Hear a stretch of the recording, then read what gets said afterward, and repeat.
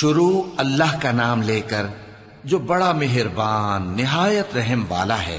اے چادر میں لپٹنے والے، اٹھو، اب خبردار کرنے لگو اور اپنے پروردگار کی بڑائی بیان کرو، اور اپنے کپڑے پاک رکھو اور شرک کی گندگی سے تو الگ ہی رہو، اور اس نیت سے احسان نہ کرو کہ اس سے زیادہ کے خواہاں ہو، اور اپنے پروردگار کی خاطر صبر کرتے رہو۔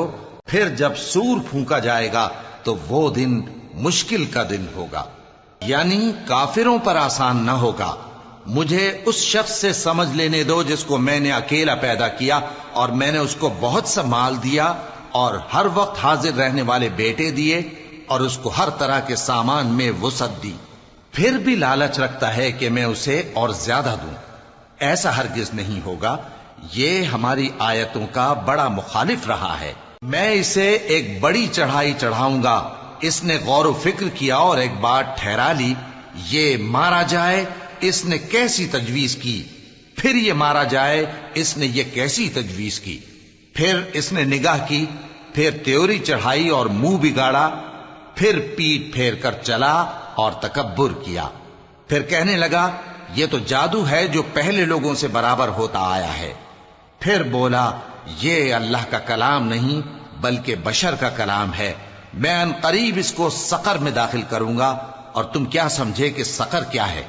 وہ ایسی آگ ہے کہ نہ باقی رکھے گی اور نہ چھوڑے گی، اور بدن کو جھلس کر سیاہ کر دے گی۔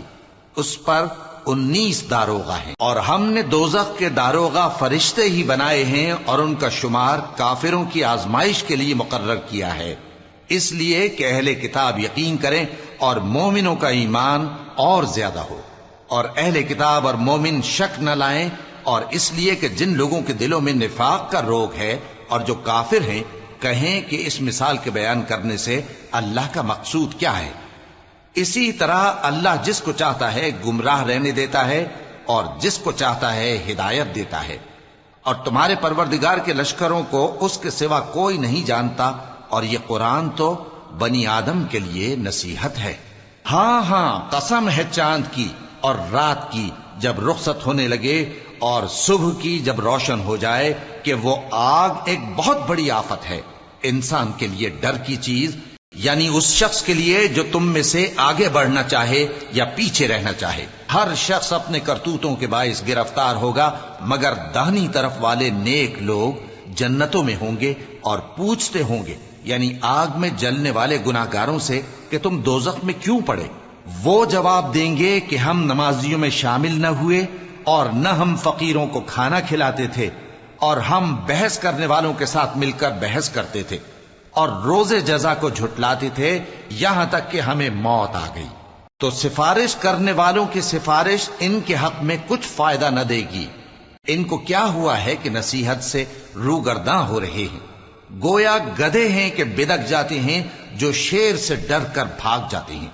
اصل یہ ہے کہ ان میں سے ہر شخص یہ چاہتا ہے کہ اس کے پاس کھلی ہوئی کتاب آئے، ایسا ہرگز نہیں ہوگا۔